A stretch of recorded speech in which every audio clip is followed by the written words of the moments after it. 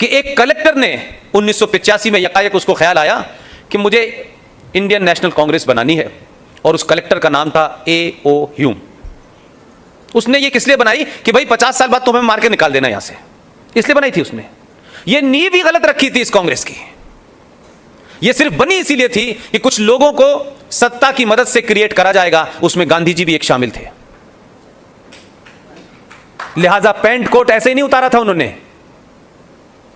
जब वहां से लौटे थे उनको मालूम था कि इस देश की भोली भाली जनता के बीच में उसी लिबास में जाओगे, वही बातें करोगे, तभी यह देश एक्सेप्ट करेगा।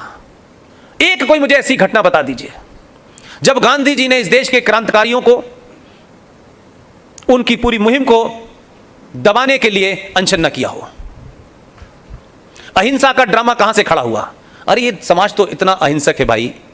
मैं तो इन लोगों से बार बार कहता हूं कि आप दुनिया के एकमात्र ऐसे समाज हैं कि आपका हर देवी देवता, उसके हाथ में कोई ना कोई हथियार है। यानी आपके देवताओं को, भगवानों को, जितने भी रूप हैं, उन सबको हथियार की जरूरत पड़ गई, लेकिन आप उनसे भी आगे कि आपको जरूरत ही नहीं है। हथियार की हमें जरूरत ही नहीं है। हमें क्या जरूरत है? हमारे भगवान के पास है तो हथियार। हम उसके बावजूद भी अहिंसक हैं भाई। कोई इतिहास में ऐसी घटना नहीं मिलती कि हम किसी को लूटने के लिए गए हों, हम किसी को कैप्चर करने गए हों और लूट के माल को हमने फिर बांटा हो। लेकिन आप जिस मानसिकता से लड़ रहे हैं, उस मानसिकता में क्या कहा जाता है? लूट का माल बराबर बटेगा। और ताज्जुब की बात यह है कि माल तो सब बांटते हैं, लेकिन sorry to use this word, लेकिन वो इंसान और औरतों को भी माल समझते हैं। उनके यहां औरतें जो उस जंग में पकड़ी जाती हैं, उनको भी बराबर बांटा जाता है। 5 सरदार को जाएंगी, फिर उससे नीचे जाएंगी। ये उस सभ्यता के लोगों से आप लड़ रहे हैं। कोई मेल है आपका?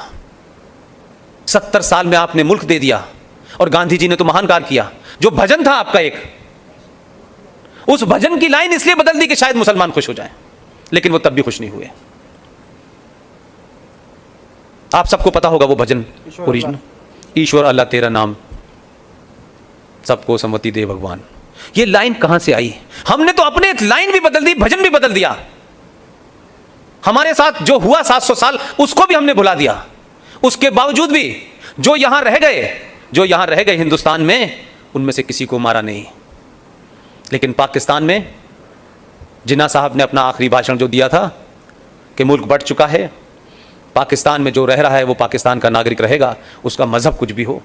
लेकिन जिन्ना साहब की मौत के बाद उसको इतिहास के पन्ने से निकाल के फेंक दिया। और पूरे पाकिस्तान में जिस माइनॉरिटीज़ की बात वो कह रहे थे कि माइनॉरिटीज़ को कैसे रखा जाता है, ये कहने के लिए बहुत अच्छा है कि 2 लोगों को आप टीवी पे दिखा दें। पूरे पाकिस्तान में विभाजन के वक्त जितना हिंदू था, घट करके 1.2% रह गया है।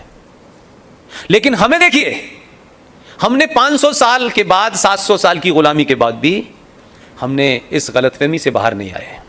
देश बांटा कि शायद ये संकट खत्म हो जाएगा और अब ये चुप हो जाएंगे।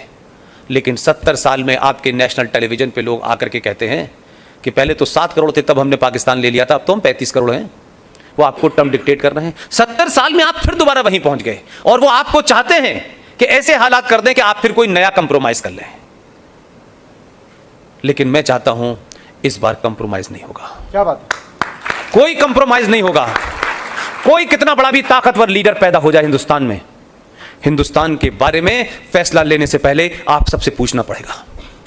बगैर आपकी सहमति के यह मुल्क ना किसी को दिया जाएगा, ना इसके टुकड़े होंगे।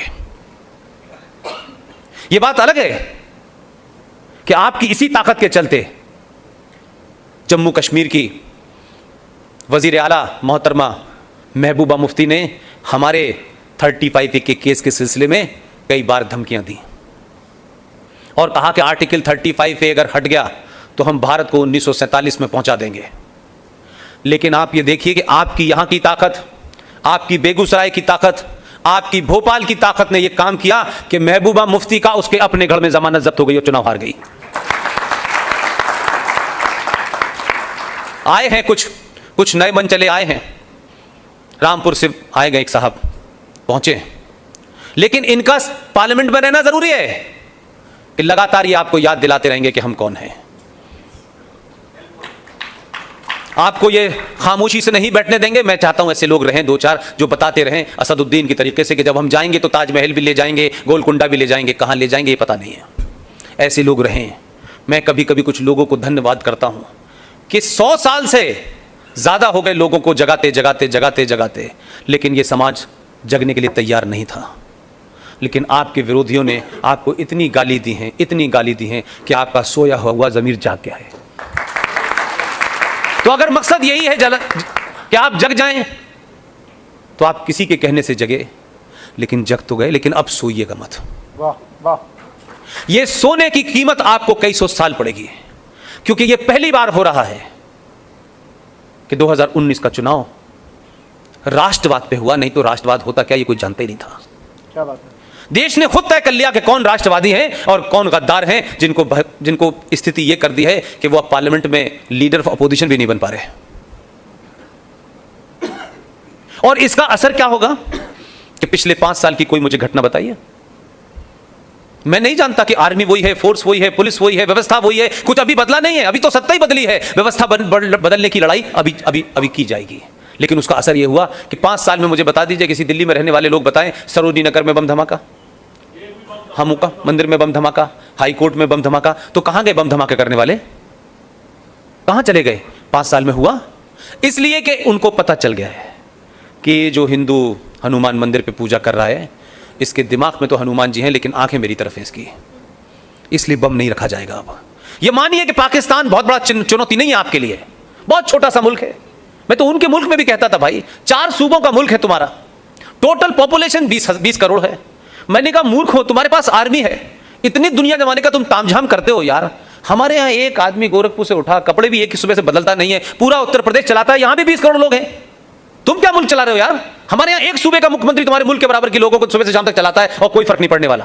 क्या बात। किस गलतफहमी के शिकार हो तुम? हम मुल्क चला रहे हैं, मुल्क चला रहे हैं, क्या मुल्क चला रहे हो यार? तुम्हारे मुल्क के अंदर पिछले 70 साल में तुम ना तो अल्लाह के सामने आंखें उठा के बात कर सकते हो, और तुमने 70 साल में पाकिस्तान में क्या किया? पाकिस्तान में आज ये स्थिति है कि 70 साल में सबसे पहले जब आजाद तथाकथित तौर पे यह देश बटा था, तो पाकिस्तान की टोटल ब्यूरोक्रेसी के अंदर जो सबसे ज्यादा एलीट लोग थे वो भी मुसलमान थे, लेकिन वो सर्टिफिकेट नहीं इशू हो रहा था पाकिस्तान से कि ये मुसलमान हैं। तो सबसे पहले आपने क्या काम किया? वो पढ़े लिखे लोग थे, मुसलमान थे, वो भी नमाज पढ़ने जाते थे, लेकिन सिर्फ इतना ही फर्क था कि उन्होंने कहा कि जो पैगंबरों के आने का सिलसिला है, ये कहते हैं कि मोहम्मद साहब आखिरी हैं, उससे पहले सब आ चुके। 1,24,000 पैगंबर मोहम्मद साहब के आने से पहले आ चुके। तो उससे पहले तो इस्लाम था नहीं, तो पैगंबर कहां